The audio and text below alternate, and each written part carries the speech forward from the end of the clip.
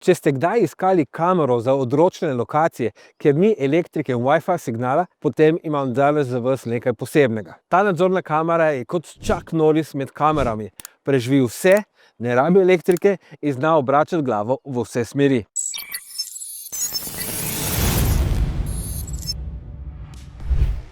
Ampak preden se vrnem nazaj na teren, si najprej pogledamo, kaj dobimo v škatli. Klasična papirologija, potem je tu solarni panel z močjo 6 W in montažni material, stebriček in dodatki.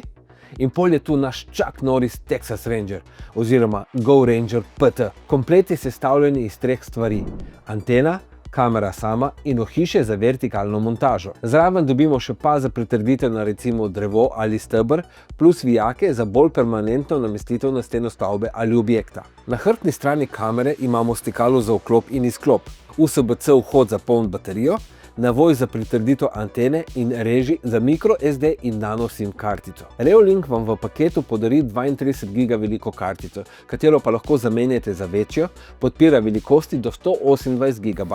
Kamera snema na SD kartico, videe in slike pa vam lahko pošlje na vaš telefon. Lahko se pa odločite za zakup strežnika pri Reolinku, če pa imate svoj FTP strežnik, lahko kamera pošilja posnetke direkt nanj. Trenutno se nahajamo na neznanem kraju ob neznanem času. Jaz priporočam, da kamero najprej doma poštimate, daste noter SIM kartico, se povežete z internetom, aplikacijo in preverite, če vse štima. Ko sem odprl kamero, je ta imela 50% baterije, zato je fino, da si jo doma nafila, tako da ste mirni. Ima vgrajeno 6000 mAh baterijo, katera naj bi zdržala do 4 tedne uporabe. Ta sicer varira na vremenske razmere, se pravi temperaturo in količino posnetkov. Setup je enostaven. Sledite navodilom v aplikaciji, poskenirate QR kodo na kameri in to je to.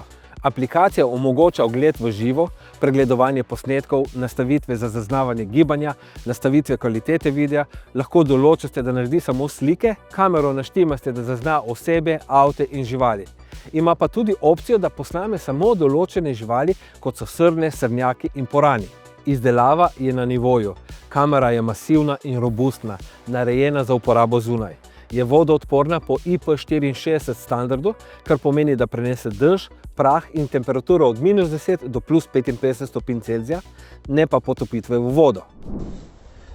Kamera ima 8 megapikselni 4K senzor, ki bo brez težav prepoznal obraze in registrske tablice avtomobilov. Kamero lahko vrtimo 355 stopinj horizontalno in 90 stopinj vertikalno.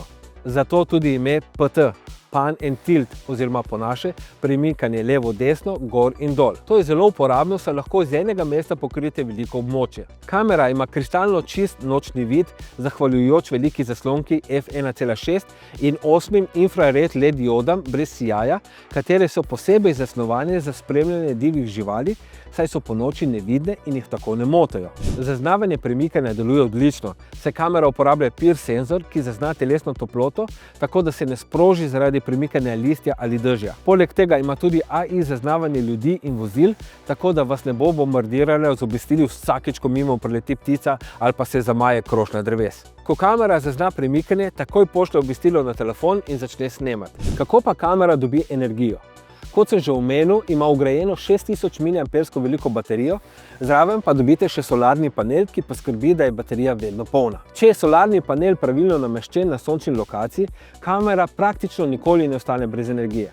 Za optimalno postavitev priporočam aplikacije kot so Sunseeker ali SunPosition. Z njimi vidiš točno pot sonca in tako postaviš panel na optimalno pozicijo. Montaža kamere je enostavna. Priložen trak uporabimo, da kamero in solarni panel namestimo na drevo ali steber. To je daleč od idealne pozicije, ampak to je za primer, drugače tega ne bi nikoli tako montiral. Priporočam, da jo montirate na višino, ki ni lahko dostopna, se pravi vsaj 3 metre visoko, tako da je možnost, da kamera dobi noge, manjša. Tale odprtina na hrbtni strani je namenjena, da skozi njo napeljete zajlo ali ključavnico, tako da vam je ne morejo lih na enostaven način, po domače rečeno, spizdeti. Idealna je za vse, ki potrebujete nadzor na oddaljenih lokacijah, še posebej za spremljanje gibanja in obnašanja živali. Vikendica v hribih, kmetija, parcela, lovski revir, kjerkoli ni elektrike in interneta. Prijatelj je kupil za nadzor pašnika, tako da lahko vidi, ali imajo živali dovolj vode in sena. Lahko se uporabi tudi na gradbiščih za snemanje timelapsa gradnje objekta. Ampak pozor, takrat kamera ne deluje kot nadzorna kamera in ne moreš pogledati, kaj se dogaja na gradbišču. Lahko jo pa seveda uporabiš tudi doma in si miren, da če tudi zmanjka elektrike, kamera še vedno nadzira. Zakaj bi pa vi uporabili tako kamero? Dajte mi spodaj v komentar napisati, kam bi jo vi namontirali in kakšne izkušnje imate s to ali podobno kamero. Ne pozabite lajkati ta video in če še niste naročeni na moj kanal, kaj ću vam reči? Zastojnje, sam stisneš gumb, naroči se in to je to. Meni to veliko pomeni, ker s tem YouTube predlaga video še drugim ljudem, tebe pa nič ne stane. Tako da, si? No ne, bom počakal. Si? Ok, super. Mi pa se vidimo v naslednjem videu. Čau.